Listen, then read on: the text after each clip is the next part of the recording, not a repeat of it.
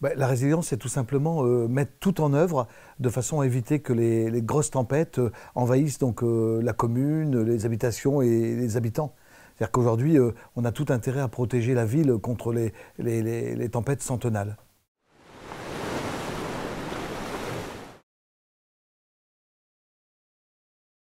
Nous, finalement, on pourrait dire que c'est une grande rigole qui donc avale les surverses marines, c'est-à-dire que quand il y a une grosse tempête et qu'il y a de grosses vagues, le rôle de l'ANOU, c'est d'avaler directement et donc diriger cette eau vers le nord ou le sud, comme c'est convenu dans le cadre du projet base pour l'étude du boulevard maritime.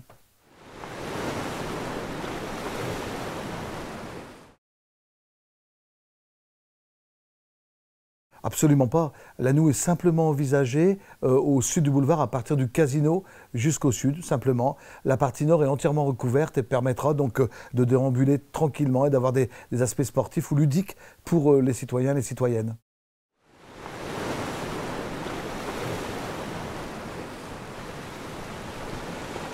Alors en gros, c'est une très grosse tempête, beaucoup plus grosse qu'elle est en 2018. C'est une tempête qui peut envahir largement Cayeux. Rappelez-vous, en 2018, on avait 30 à 40 cm d'eau dans la ville. Là, on aura 70, 80, 1 mètre d'eau dans la ville. Et donc, c'est une grosse tempête qu'il ne faut surtout pas envisager. Il faut surtout se protéger contre ces gros aléas climatiques.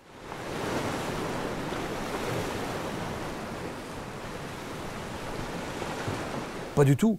Elle peut arriver dès demain, c'est-à-dire dès l'hiver prochain, donc 2022, 2023 ou 2023-24, on peut avoir une très grosse tempête à partir du moment où tous les ingrédients sont réunis, des vents forts de nord-nord-ouest, un coefficient de marée élevé, une tempête assez brutale. On le voit maintenant, les aléas climatiques sont très brutaux, éphémères mais très brutaux. Et donc aujourd'hui, on a tout intérêt à se protéger contre ces tempêtes et faire en sorte que même d'ici 1 an ou 2, on puisse déjà lutter contre cette grosse tempête.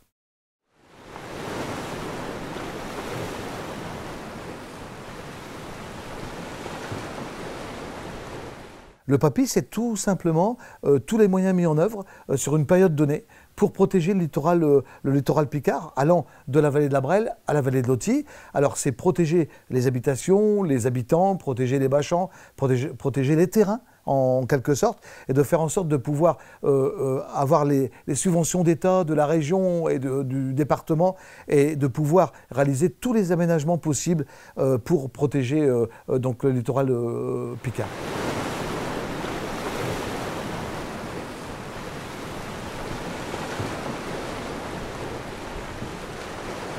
Alors, tout simplement parce que le projet de boulevard est lié dans le cadre de la résilience, donc lutter contre la submersion marine pour les grosses tempêtes à venir, mais aussi protéger les habitants et les habitations. Et aujourd'hui, on a tout intérêt à profiter des subventions d'État, région, département, et de façon à pouvoir réaliser ces travaux. Et on a sur le premier PAPI, qui va se terminer donc en 2024, on a une enveloppe de 30 millions d'euros, et aujourd'hui 8 millions d'euros simplement sont utilisés dans le cadre de cette enveloppe PAPI.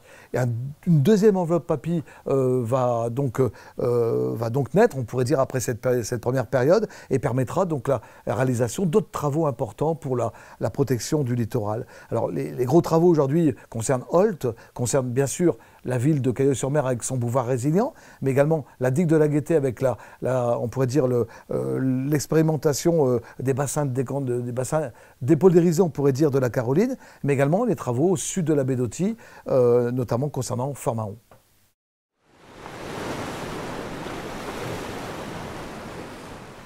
Les crédits non utilisés, c'est simplement qu'il y a une somme de travail importante et que vous savez que quand on démarre des travaux, il y a beaucoup d'études en préambule, et les études coûtent cher déjà d'une part, mais sont très difficiles à mettre en place. Et pour arriver à la phase travaux, il y a toujours un laps de temps qui est important. Regardez l'histoire du boulevard maritime, on a démarré en 2020 et puis on espère démarrer la première tranche de travaux à l'automne 2024 si tout se passe bien. Donc vous imaginez bien que, et encore on fait vite parce qu'on a vraiment mis la pression au syndicat mixte et au bureau d'études de façon à avoir des travaux bien réalisés et ficelés.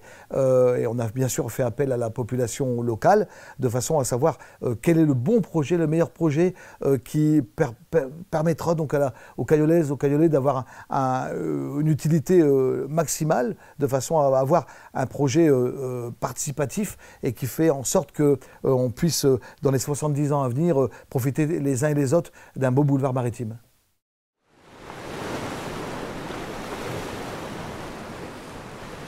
Alors, le budget de boulevard, tout compris, abordera entre 8 et 10 millions d'euros. Aujourd'hui, on a donc l'enfouissement des réseaux électriques et l'éclairage public de l'ordre de 1,1 million qui ont été subventionnés à raison de 50% par la Fédération départementale de l'énergie.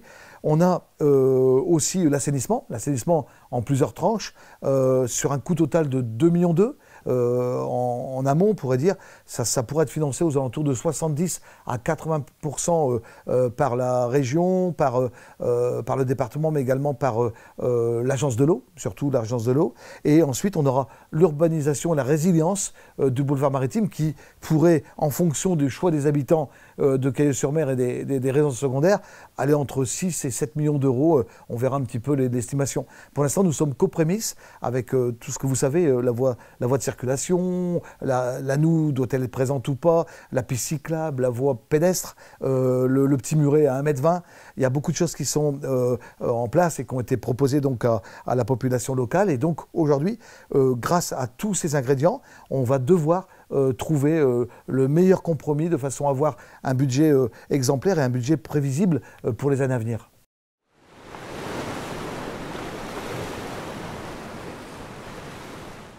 Bien sûr, on a eu une grosse participation des habitants de Cailleux-sur-Mer lors de la réunion du 7 juillet dernier, que ce soit les résidences secondaires, et j'en suis très content, et les résidences principales également, aussi présentes. Et simplement pour vous dire qu'aujourd'hui, notre questionnaire que nous allons... On a eu l'idée de faire un questionnaire tout simplement parce qu'on a vu qu'il y avait quelques aménagements qui suscitaient des remarques et un peu d'observation de la part des habitants. Et donc, on va faire un questionnaire simple, ouvert à tous, donc résidence principale, résidence secondaire, et on va offrir des questions toutes simples à répondre, généralement par oui ou non, et aussi une rubrique remarques et observations, de façon à ce que chacun puisse donner un avis concret sur le futur boulevard maritime de Cailleux-sur-Mer.